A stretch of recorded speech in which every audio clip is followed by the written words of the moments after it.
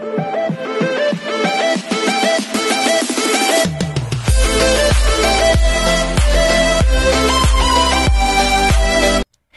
everyone, this is Kijmo Vlogs, a Philippine reactor based here in Saudi Arabia, and welcome back to my channel. Agad-agad gawa natin yung reaction video, ang Barda compilation for today's video. So gusto ko lang malaman din ninyo kung ano yung, or malaman ko kung ano yung mga thoughts and opinions niyo about dun sa padlock. Kasi na-explain ko na to kanina sa vlog ko eh. Kasi yung padlock na yon na tinit ni Binibining Clyde, actually parang nakita ko ngayon, to be honest with you, it's an indication na okay, panatag pa din ako. Kasi kahit hindi sila pumunta sa PMPC, kasi yun na din naman talaga yung in-expect ko. It's either pupunta sila, ang sabi ko nga sa inyo, it's either pupunta sila na sweet sila, na hindi sila sweet, or pupunta, or hindi sila pupunta. Ako, okay ako sa hindi sila pupunta. Wag lang pumunta ang isa, tapos yung isa hindi pupunta. Wag lang ganun.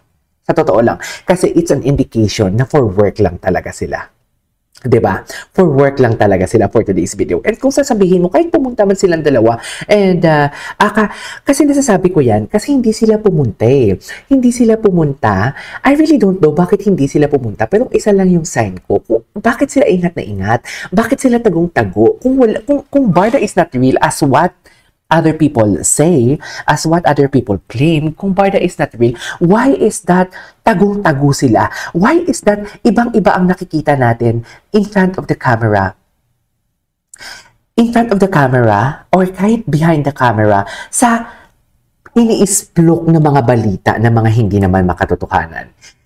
Fan service? Dear, kung fan service yan, this is the right opportunity na pupunta sila sa PMPC to give us a fan service. Gets nyo ba yun? Kaya sabi ko si Barda na to, ginugulo din tayo eh. Di ba, ginugulo tayo eh. Pagkakataon na nila sana. Pagkakataon na talaga sana nila na mag-fan service, should I say. Ito na talaga yung chance nila nang magbigay ng fan service kung Barda is not real. Kung Barda is not real, pagkakataon na talaga nila, kung for fan service lang talaga sila, and gusto lang talaga nila maging impact ang Barda fans, dapat talaga, eto na yun eh, pagkakataon na nila ito magpa-fan service sila eh. Diba? Kaso hindi eh.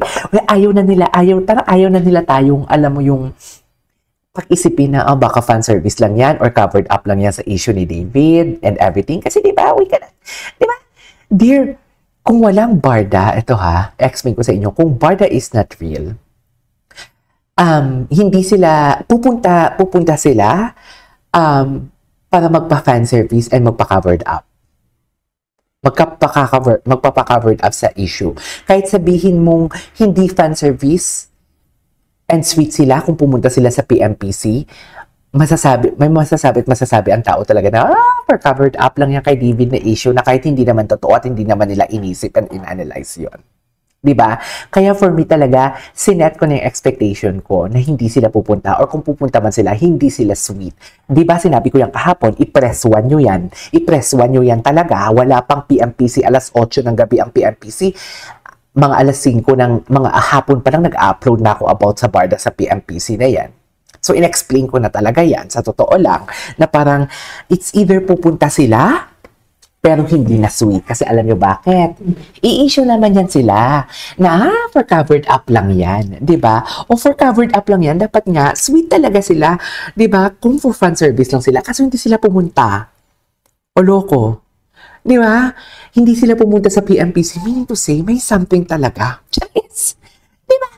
Kung for work lang talaga ang Barda, hindi sila kasi work nila yan eh. Part of their work nila yan eh. Makakakuha pa sila ng mga fans and everything. Kaso, no, they cannot fake it anymore. They cannot fake it. Matatalino na ang viewers ng Barda ngayon. Hindi na naniniwala sa fake news and everything. They cannot fake it. Even ang Barda, Barbie, David, you cannot fake it. Charis, oo, totoo lang yan. Wala naman ako sa posisyon para pagsabihan sila na hindi nyo mapipeke yan.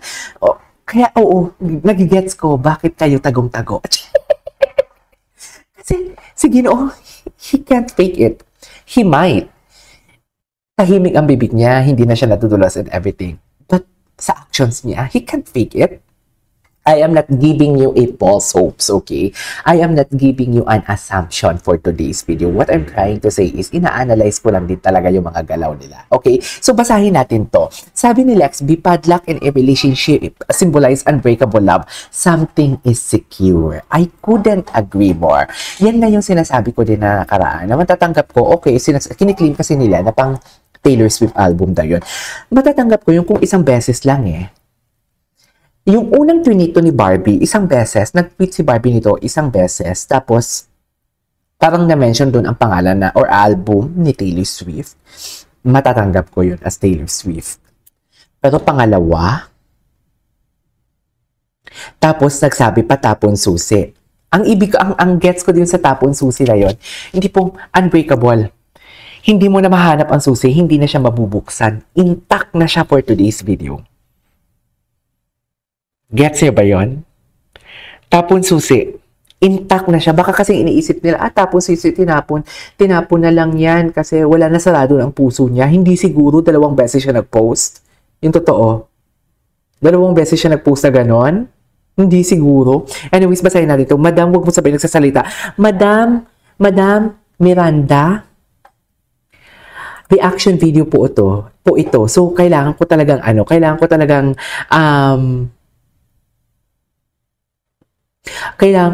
what do you call this, kailangan ko talagang magsalita for today's video. Si Cindy Mariano, wait lang, padlock meron na yan sa Eras Tours ng Taylor Swift, pero hindi nilagay ni Barbie yung Taylor Swift na gaya ng dati, kaya impossible ka na double meaning at impossible ka na double meaning at sinabi niya natapon susi, wala naman sinasabi si Taylor Swift na song natapon susi. So I believe in love si Barbie sa dalawang magkasunod yung post, yung sinisinok na may kilig at padlock ay relevant. Totoo yan.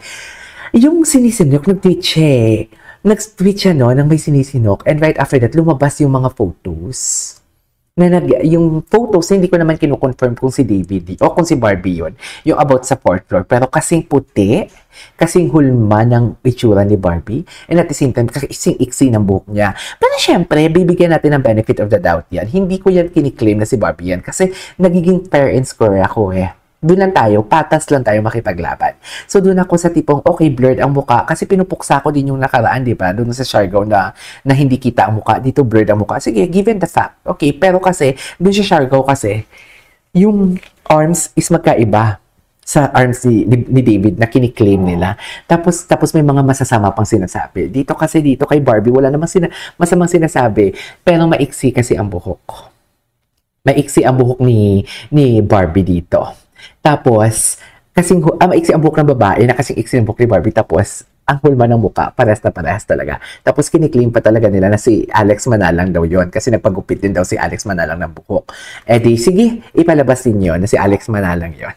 Bigyan nyo kami ng buhok, ng maiksi ang buhok ni Alex Manalang. Kasi yung mga pictures na nilabas nila, hindi naman maiksi ang buhok eh. Sa totoo lang. Anyways, tama bang narinig ko tinanong sa kanya, kamusta na kayo ni Barbie? Yung relationship, sagot ni David, okay naman, I'm happy for her. Parang feeling ko tama naman yung narinig mo, ma'am. Diba? Sabi nila, andun daw si Ace sa basketball game ni David. What's the truth, please? Actually, andun ata, pero hindi naman tayo sure kasi kung si Alex talaga siya. Pero andun ata, wag natin itago yan. Wag natin itago yan. Ang alam ko, andun ata talaga. Diba? Wait lang, mag-good morning ako sa boss ko.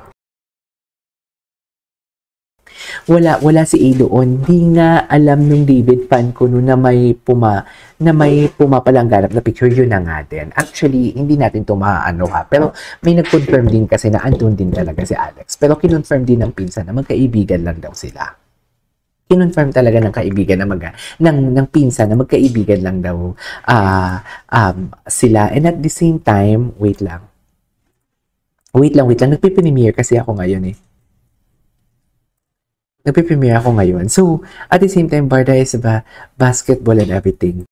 So, saan nga tayo? So, may nagsabi talaga na andun daw si A, pero kinonfirm ng pinsan, as per Madam Inertia, na at talagang minention po talaga, di ba, na si Kylie ang name, na hindi daw talaga yun girlfriend, and magkaibigan lang daw sila. Anyways, mahaba na tong video natin. Itutuloy natin ito mamaya. Ang dami pa natin babasahin for today's video. So, this is KJ Mo Vlogs. See you on my next vlog. Bye!